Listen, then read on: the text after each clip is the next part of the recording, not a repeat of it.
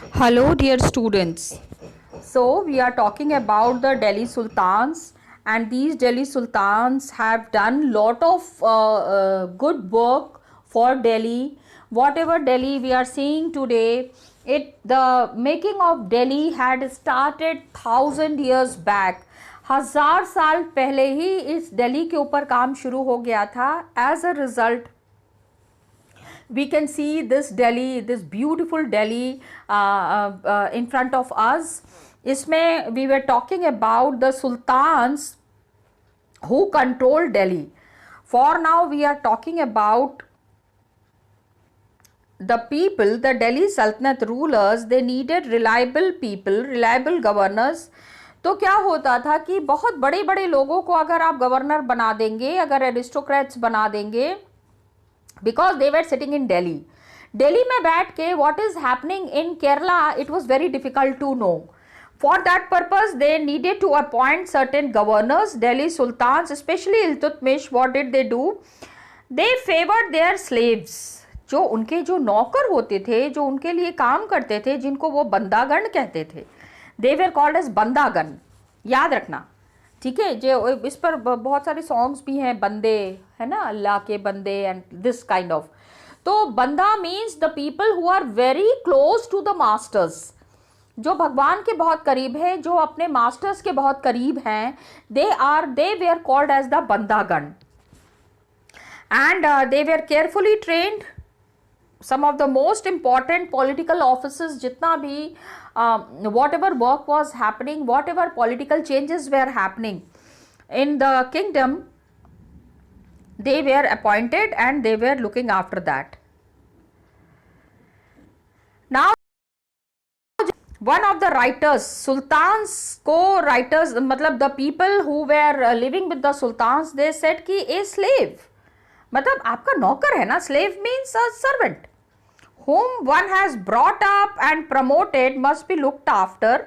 मतलब जो आपका अंदर, always remember that this has been the policy of the previous rulers, that a person whom the emperor has brought up as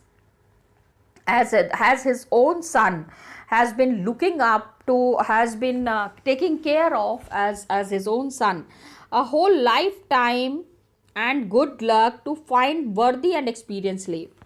मतलब आपके लिए जो आपको जान भी दे सके, इस तरह के काम करने वाले बहुत कम मिलते हैं. Got it? I am just explaining it to you in a very simple manner, my dear children. Wise men have said, मतलब जो बहुत ज़्यादा जो experienced हैं, the people who are very knowledgeable, उन्होंने कहा है कि एक वर्दी और एक्सपीरियंस स्लेव जो है वो एक बेटे से भी बढ़ के होता है. एक बेटा हो सकता है आपको, जो आपके लिए जान नहीं दे पाए, but the slave whom the person has trained, who has been looked after, that the slave would be better than a son who can lay down their lives. एक क्वेश्चन दिया हुआ इसलिए कि कोई भी एक रीजन बताओ, can you think of any reason that why a slave would be better than a son. एक नौकर के ऊपर क्या हम सच में इतना विश्वास कर सकते हैं? That is what is a big question that is given here. Now, slaves को हायर पोजीशंस, मतलब रूलर बनाने का काम किन रूलर्स ने किया था? मतलब स्लेव्स थे, they were working with the rulers, वो अपने राजा के लिए काम करते थे, पूरा लॉयल थे. तो the खालजीज and the Tughlaqs were there. Try किन लोगों ने इनकी देखभाल की, किन लोगों ने इनको, people who have given them lot of happiness continue to use बंदागण. बंदेगण को ये इस्तेमाल करते थे, बंदे जो इनके अंडर में जो बंदे काम करते थे, the slaves who were working and raised people of humble birth who were often their clients. Got it? मतलब हम जो बहुत ऐसे नहीं है जो बहुत हाई क्लास सोसाइटी के हैं, the people who were from very low class society and who has been very loyal to the rulers, they were given high political positions. बहुत ही ऊंची पोस्ट दी उनको, किसी किसी जगह का रूलर बना दिया. गवर्नर्स बना दिया. They were not appointed as rulers but they were appointed as governors. So just it is mentioned here, they were appointed as generals and governors. However इसके वजह से क्या हुआ ना, थोड़ी सी प्रॉब्लम्स भी हो गई. Now what were those problems? That आप अपने बंदे को, आई मीन स्लेव को, बंदागन वॉज द स्लेव ना, slave were only called as बंदागन. तो बंदे को आपने क्या किया है, that you have made him a ruler. अभी क्या था कि स्लेव्स जो थे एंड क्लाइंट्स, देखो क्लाइंट्स का यहाँ पे explanation is given here. Client someone who is under the protection of another, a dependent और हैंगर ऑन. मतलब a client is a person who is under the protection of another. मतलब किसी मालिक के अंडर में जो काम कर रहे हैं, या जो कि अपने मालिक के लिए बहुत ज़्यादा, the person who can lay down his life for the sake of the ruler, they were called as the clients. तो they were very loyal to their masters. अपने मास्टर्स के लिए, अपने मालिकों के लिए बहुत ज़्यादा लॉयल थे. But not to their heirs. Heirs means जो उनके आगे के लोग हैं. Are you understanding? Heirs means the forthcoming generations. Those are the heirs. HEIRS. What did the sultans do? They had their own servants. As a result, what happened? That the accession of a new monarch often saw conflict between the old and the new nobility. मतलब कोई नए आदमी को राजा बनाया जा रहा है, तो पहले के राजा में और बाद के राजा में, suppose a king is there, तो there was lot of conflict. मतलब बहुत ज़्यादा tensions were there between the old and the new nobility. The old nobility was there who have appointed the slaves as the rulers, and the new people they said कि no, we don't want the slaves. So what happened? The patronage of these humble people by the Delhi Sultans also shocked many elites, and the authors of Persian Tawarikh criticized the Delhi Sultans for appointing the low base born to high offices. Means,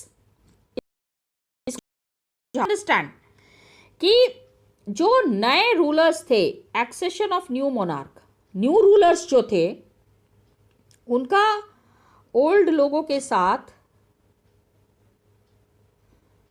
and the new nobility के साथ, old और new के बीच में बहुत ज़्यादा tensions थी. क्योंकि जैसे कि just now just see what is mentioned here, Khaljis and Tughlaqs ने क्या किया, अपने बंदेगन को, स्लेव्स को गवर्नर बना दिया. Slaves were made as governors. नौकरों को गवर्नर बना दिया. तो there was a big tension, and it Delhi sultans जो हैं हिस्ट्री में, the patronage of these humble people, ये जो पैट्रनेज था, इनको जो the people who have been protecting the humble people by Delhi sultans shocked many elites. बहुत सारे लोग बहुत शॉक में थे. The people who were writing the history, they always thought कि Persian Tawarikh, the people who were writing history said कि Delhi sultans नौकरों को कैसे, हाँ, बड़े बड़े ऑफिसर्स दे सकते हैं, नौकरों को कैसे रूलर्स बना सकते हैं. Got it? How can the servants be given the right to rule? तो because they were all born to high offices. High offices के लिए कोई high offices cannot be given to servants. That was the thing for which they were criticized.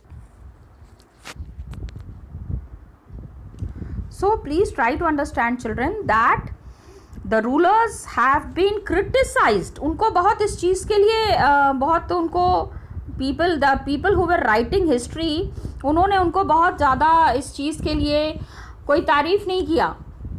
In fact उनको बहुत ज़्यादा इस चीज़ के लिए क्रिटिसाइज़ किया गया, उनको बुराई की गई उनकी, कि एक रूलर होके एक नौकर को रूलर उन्होंने बना दिया.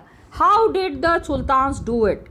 इतने बड़े दिल्ली के सुल्तान हैं, लेकिन उन्होंने अपने स्लेव्स को और क्लाइंट्स को जो है they have been making their rulers. किस तरह से उन्होंने उनको रूलर्स बना दिया. This was something very wrong that had happened. अब जैसे one example is given here. Sultan Mohammad Tughlaq appointed Aziz खुम्मर.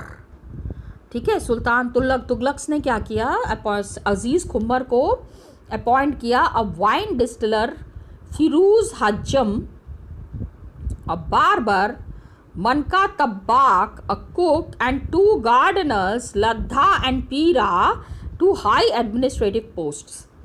So Ziauddin Barani, a mid-14th century chronicle, reported that appointment as a sign of the Sultan's loss of political judgment and his incapacity to rule. अभी इसको समझो. तुगलक ने क्या किया, इसको मैं समझा रही हूँ आपको. This is a story, try to understand. Ziauddin Barani was a historian, जिन्होंने हिस्ट्री लिखी है, जिन्होंने तवारीख लिखी है. The people who have written history, they have criticized Mohammad Tughlaq for certain thing. किस चीज़ के लिए इनको बहुत ज़्यादा इनकी बुराई की गई. क्रिटिसाइज मीन्स किसी के बारे में गलत बोलना. तारीफ करना इज अप्रिशिएटिंग, एंड अप्रिशिएट का ठीक उल्टा is criticised. When you appreciate someone आप उनकी तारीफ करते हो, व्हेन यू क्रिटिसाइज समवन आप उनकी बुराई करते हो. तो मोहम्मद तुगलक के लिए यहाँ पे lot of criticism is there. क्यों? यस, एक अजीज खुम्मर नाम का इनका एक स्लेव था. One of his slaves whose name was Aziz Khummar. He was a wine distiller. Wine बनाता था. यू अंडरस्टैंड वाइन ना? Yes, it's an alcoholic drink that he was making. Firuz Hajjam, हज्जाम तो आप जानते हो ना, बार्बर. Got it? फिरूज, उसका नाम फिरूज था. He was a Hajam, he was a barber. Manka तब्बाक, मनका तब्बाक कौन था? He was a cook, the person who कुक्स, खाना जो बनाता है. एंड 2 गार्डनर्स, जो गार्डन की देखभाल करते हैं, उनका नाम था लड्ढा एंड पीरा. गार्डनर्स माली थे, बागीचे की देखभाल करते थे. They were given high administrative posts. इनको रूलर बना दिया. Mohammad Tughlaq appointed them as rulers. Now think, एक गार्डनर को रूलिंग का क्या समझ है? एक कुक है, वाइन जो आदमी शराब बना रहा है उसको क्या पता है? बार्बर है, बाल काटने का काम कर रहा है. How could he be given a position of a ruler? That is what Ziauddin Barani is saying. Ziauddin Barani, he was a mid-14th century chronicle. History लिखने का काम करते थे ये. Ziauddin Barani. He has written lot of history. 14th century में. Okay. And he said, he reported that appointments as a sign of, कि ये जो इन लोगों को रूलर्स बनाया मोहम्मद तुगलक ने, अजीज खुम्मर, फिरूज हज्जाम, मनका तब्बाक, Ladha and Pira, they were made as governors of certain provinces. कुछ सिटी के इनको गवर्नर्स बना के मोहम्मद तुगलक ने भेज दिया. तो जियाउद्दीन बरानी, who is writing history, he is saying 14th century में he was writing history. So he is saying that their appointments was a sign of Sultan's loss of political judgment. That कि Mohammad Tughlaq was a sultan, he was a ruler, and he did not understand कि किसको ruler बनाना है. It was a loss of political judgment. Sultan did not know. He was politically very unstable. He did not know whom to make a ruler. And his incapacity to rule. So he proved, इस तरह के लोगों को, gardener को, हज्जाम को, इन लोगों को ruler banana was a very wrong decision taken by the Sultan. Did you understand? तो अभी यहाँ पे, अब तो आप ये, now you can answer this question, why do you think बरानी क्रिटिसाइज सुल्तान? सो बारानी इज सेइंग कि अरे आप रूलर हैं, a ruler should have a mind that all the appointments that are there, sultan's loss of political judgment is there, is his incapacity to rule. वो prove करता है कि उनको रूलिंग करना नहीं आता था, because making them as appointing Khumar, Firoz हज्जाम, मनका तब्बाक, लड्ढा एंड पीरा को जो इन्होंने रूलर बना दिया, this was something which was very inefficient of the sultan. Did you understand? So of course children, you can very well understand why these rulers were criticized. Okay? तो मोहम्मद तुगलक के rule में the people who were given very high positions were हज्जाम, cook, gardener, इन लोगों को इन्होंने क्या किया, रूलर बना दिया. So he has been criticised, इनकी बहुत बुराई की गई हिस्ट्री में पीपल हैव क्रिटिसाइज्ड हिम. अभी क्या है, same thing happened later on also, the same thing happened. Earlier sultans, Khaljis and Tughlaq monarchs appointed military commanders as governors of territories of varying sizes. ठीक है, the earlier sultans who were there, Khaljis and Tughlaq monarch, appointed military commanders. ठीक है, varying sizes, बहुत सारे जगह पे military commanders who were there, उनको ruler बनाया, उनको गवर्नर बनाया. Everybody did not make the like, जैसे कि इन्होंने क्या किया, they have made the gardener and cook as the rulers. The other rulers, पहले के जो खालजीज एंड तुगलक्स थे, they have made the military commanders as governor. जैसे खलजी हैं एंड तुगलक हैं, इन्होंने क्या किया, they have appointed military commanders. Military commanders को इन्होंने गवर्नर बना दिया. And certain land was given. When you make a governor, governor का मतलब होता है the governor has to look after the complete city, complete state. अभी हमारे स्टेट में भी गवर्नर होते हैं. The ruling party appoints the governors and they have to look after the complete territory. तो उस जो लैंड इनको दिया जाता था, द लैंड पीस, मतलब suppose there is one governor, Khalji said you go and you rule, you just become the governor of Uttar Pradesh, and Uttar Pradesh has got 500 acres of land. Now this 500 acres of land will be looked after by you, and this 500 acre land would be called as Ikta. So आपको 500 एकड़ की ज़मीन दी जाती है. You will be looking after this 500 acres of land and you will be called as Iqtadar. The land which was given to him was called as Iqta, and the people who were owning this land were called as Iqtadar or Mukti. Did you understand? A military governor, military commander has been appointed as a governor. तो उनको एक land piece दे दिया गया. Land piece means छोटा मोटा नहीं, 500, of course because he is an iqtadar, he is a military commander. तो उनको एक ज़मीन दे दी गई और कहा आप इस ज़मीन की देखभाल करेंगे. जितने भी विलेजेस हैं, all the villages that are there, the people who are working under you, जो लोग आपके अंडर में काम कर रहे हैं, उन सब की देखभाल आप करेंगे एंड आपको इक्तादार कहा जाएगा. एंड द ड्यूटी ऑफ मुक्ति was to lead military campaigns. अब उनका काम क्या था, they are military commanders. What is their work, they will be carrying out campaigns.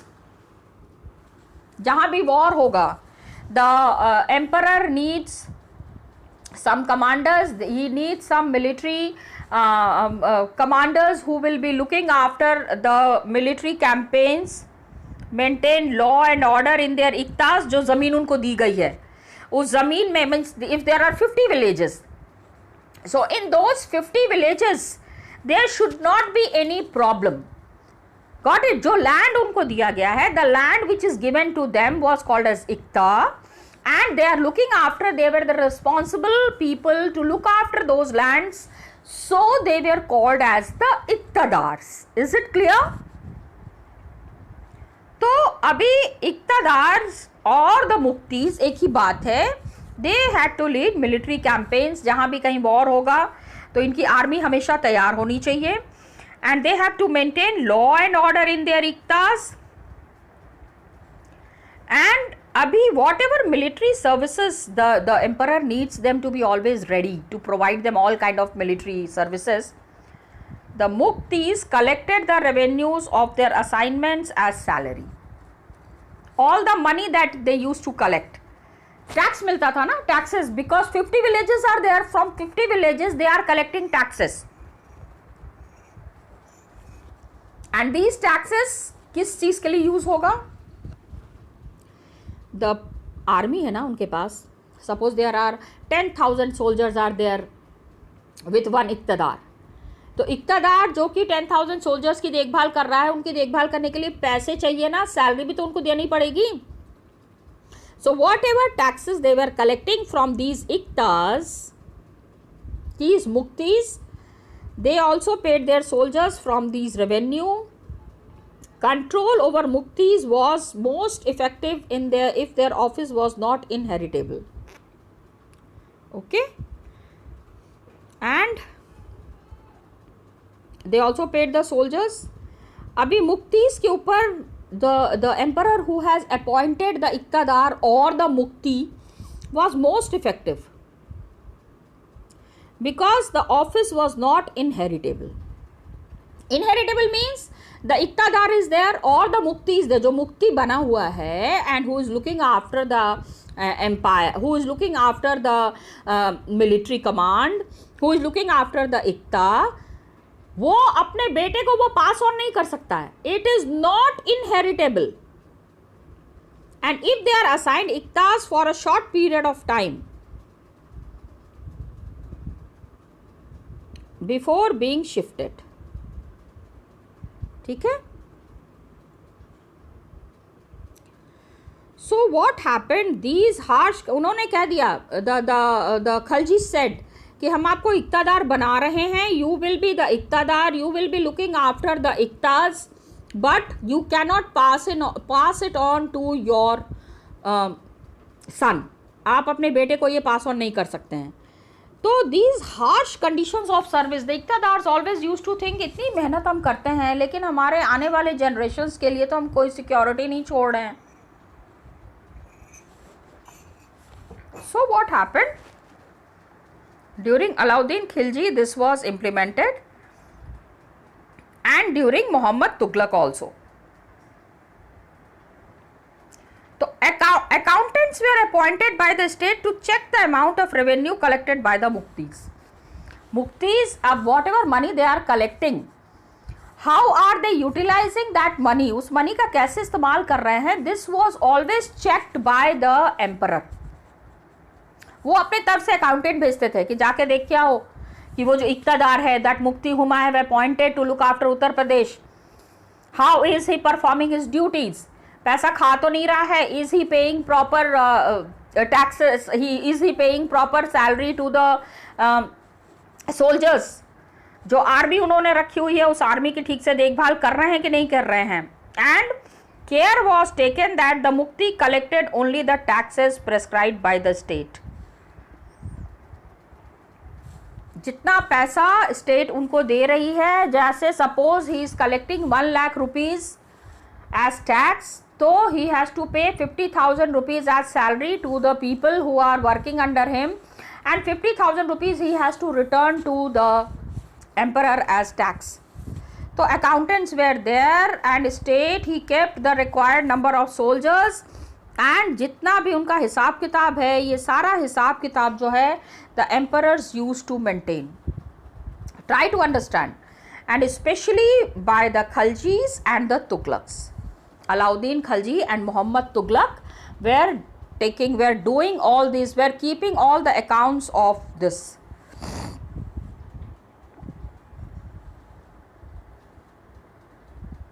Okay, now try to understand कि iqtadars who were there, who were looking after the iqtas, they have to keep an account of all the money that they are collecting. राजा को सारा हिसाब किताब देना पड़ता था. It is not that वो जो भी पैसे कलेक्ट कर रहे हैं उसको आराम से कहीं भी खर्च कर सकते हैं. No, they have to keep an account of all their expenditure. Got it? So what did the Delhi Sultans do? Delhi Sultans brought the hinterland of the cities under their control. मतलब उनके शहरों के आसपास का whatever land was there, the land that was adjoining the emperor's empire, जो उनका जो किला है, the place where they are ruling, all the nearby areas they were keeping under their control. They forced the landed chieftains, the Samanta aristocrats and the rich landlords to accept their authority. Sultans always wanted कि वो जो भी काम कर रहे हैं, whatever work they are doing, आसपास के लोग उसको फॉलो करें. Everybody should follow the orders of the Sultan. They forced the landed chieftains, जिनके पास lands था, जो the people, the chieftains, the army commanders, the samantas, the aristocrats, rich landlords, इनको उन्होंने क्लियरली कहा हुआ था they have to accept the authority of the sultan. Means sultan ने सबको अपने कंट्रोल में रखा था. everybody, nobody can do whatever they wish, like in the empire of the sultan nobody can carry on their own things. अपनी मनमानी नहीं कर सकते थे. people have to strictly follow the orders of the sultan, especially under just see Alauddin Khalji के under में क्या हुआ. The state brought the assessment and collection of land revenue under his own control.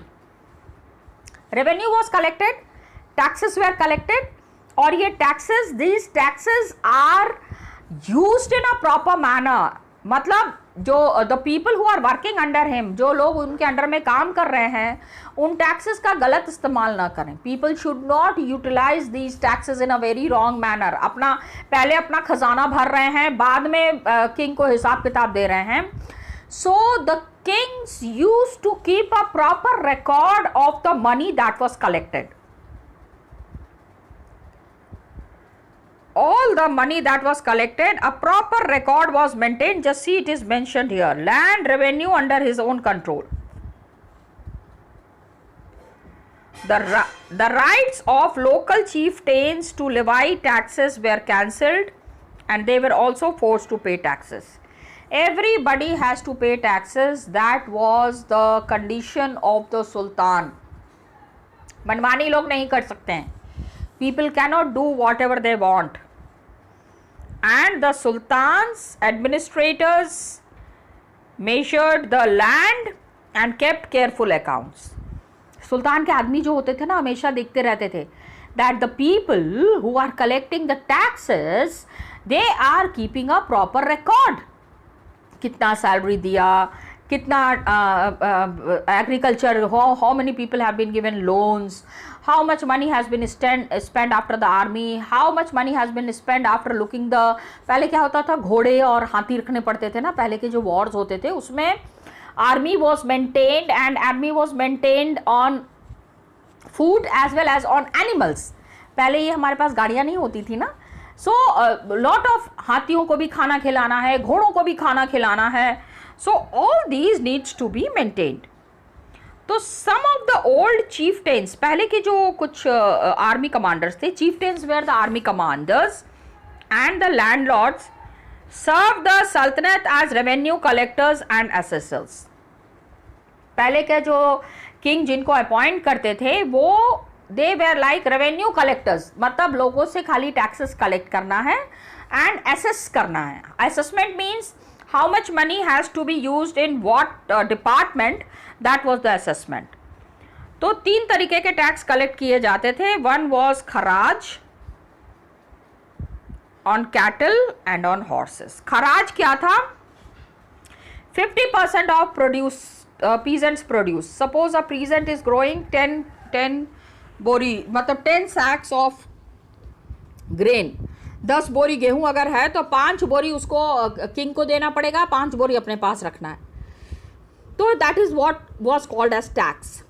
Cattle में कितना स्पेंड करना है, horses पे कितना स्पेंड करना है, all this was taken proper care of. Got it? So just revise it, children, and we will be continuing it in the next video. Thank you, children, and all the best to you.